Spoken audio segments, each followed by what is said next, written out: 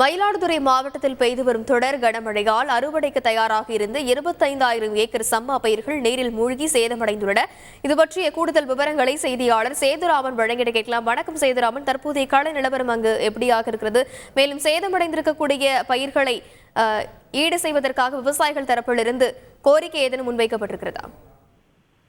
வளிமண்டல கீழ்த்தடுப்பு காரணமாக 3வது நாளாக மயிலாடுதுறை மாவட்டம் கடலோர மாவட்டங்கள் உட்பட்ட 16 மாவட்டங்களில் கனமழை பெய்யும் என்று வானிலை ஆய்வு மயிலாடுதுறை மாவட்டம் முதல் மழை விட்டு பெய்து வந்தது.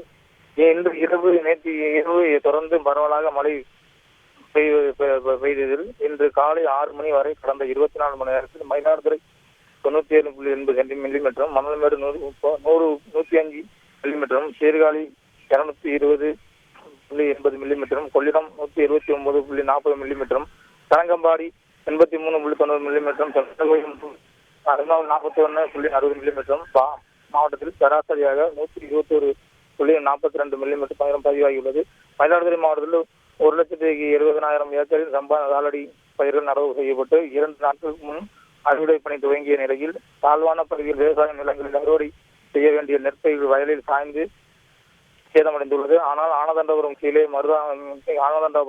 மருதாந்தநல்லூர், மேல மருதாந்தநல்லூர், மாப்பருதி, தாண்டூர், பொன்னூர், அருள்மொழி தேவன், தரங்கம்பாடி தாலுகா, அரசின்பட்டு, கட்டக்கம், சேத்தூர், பெரம்பூர், அரசு உள்ளிட்ட மாவட்டத்தில் பல்வேறு பகுதியில் சம்பா சாலடி பயிர்கள் சுமார் 25,000 ஏக்கரில் வயலில் சாய்ந்துள்ளது.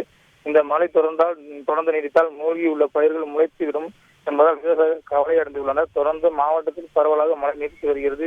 மழை நின்று தண்ணீர் அறிவிப்பது அறுவடை இயந்திரம் மூலம் அறுவடை செய்யும் போது மகசூல் இழப்பு ஏற்படும் என்று விவசாயிகள் வேதனை அளிக்கின்றனர்.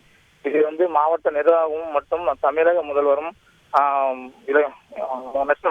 விவசாயிகளுக்கு உரிய கணக்கிட்டு நிவாரணம் வழங்க வேண்டும் என்பது விவசாயிகளின் கோரிக்கை உள்ளது. விவரங்களுக்கு நன்றி சேதுராமன். செய்திகளை உடனுக்குடன் தெரிந்து கொள்ள உடனே சப்ஸ்கிரைப் பண்ணுங்க.